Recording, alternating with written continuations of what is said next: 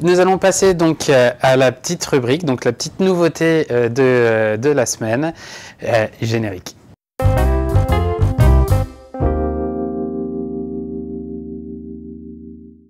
Alors, cette petite nouveauté, c'est les petites annonces en partenariat de la CCI Bourgogne-Franche-Comté. Donc, on va mettre sur leur site internet à l'affiche. En fait, ils ont réalisé une plateforme sur laquelle les entreprises peuvent mettre leurs besoins, afficher aussi ce qu'elles peuvent proposer à d'autres, etc. Et sur cette plateforme, on a sélectionné pour aujourd'hui une petite fabrique qui s'appelle Trimadel, qui est basée à Quingé dans le 25 et qu'on va avoir tout de suite en ligne et qui ont modifié leur production.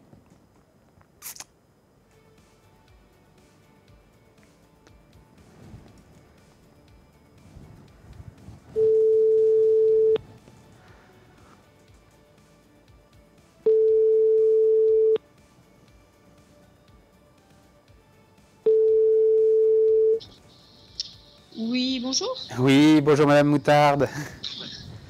Bonjour. Bienvenue sur le plateau de la Web TV Bourgogne-Franche-Comté. Merci beaucoup. Donc aujourd'hui, est-ce que vous pouvez couper juste le live que vous avez derrière vous?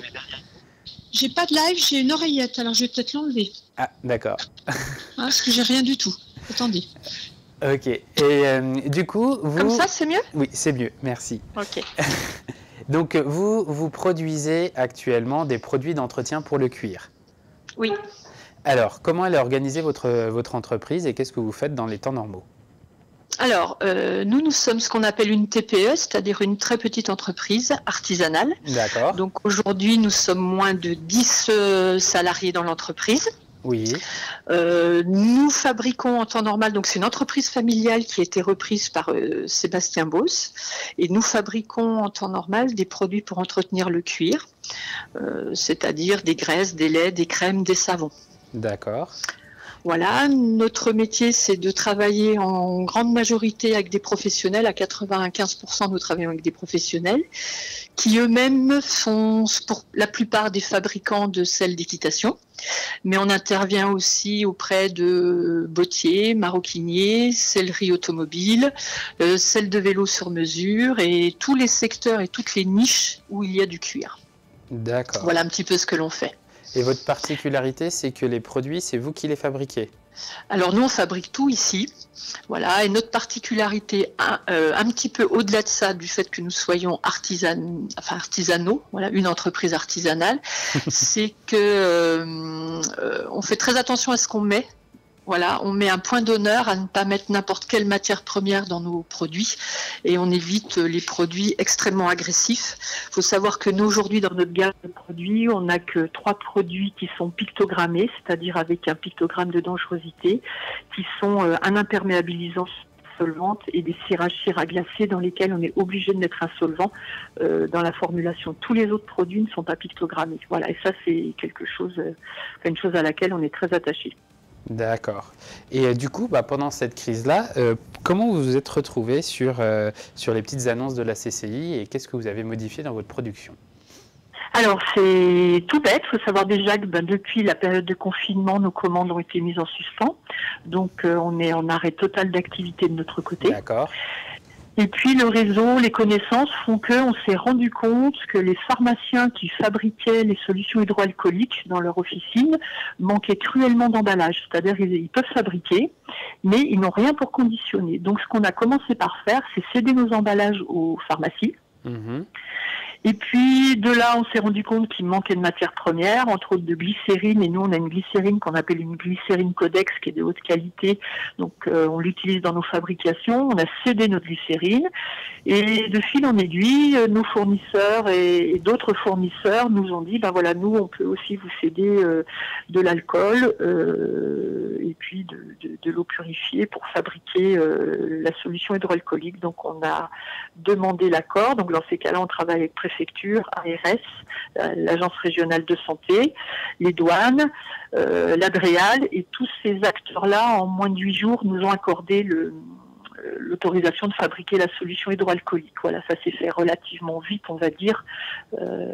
Voilà. Donc ici, ce qu'on a changé, déjà, il faut savoir qu'on a renvoyé, entre guillemets, toutes les personnes qui étaient en production. Elles ont été confinées dès le premier jour pour pas les mettre en danger. Donc aujourd'hui, on travaille à deux dans l'entreprise. Et donc ça change beaucoup de choses, voilà, mais on sait faire malgré tout, sauf que aujourd'hui on travaille sur la base de la formulation de l'OMS. Il y a deux formulations en fait qui ont été autorisées par l'Organisation mondiale de la santé. La une qui est à base d'éthanol, la deuxième qui est à base d'alcool isopropylique, si on veut rentrer un petit peu dans les détails. Et nous, c'est cette deuxième formulation que l'on travaille, puisqu'aujourd'hui c'est très compliqué de trouver de l'éthanol. D'accord. Voilà. Et du coup, donc en 8 jours, vous avez converti votre production et vous êtes mis à produire du gel. Voilà. Alors, ce qu'on vend encore plus aujourd'hui, c'est nos emballages. On continue de céder beaucoup nos emballages. On en a cédé plus de 13 000 au jour d'aujourd'hui, 13 000 petits flacons pour conditionner. Et puis, là, on est sur de la production. Donc, on vend également des petits conditionnements et des grands conditionnements de solutions hydroalcooliques. Parce que ce qu'il faut comprendre, c'est que, alors nous, on est dans un secteur plutôt rural.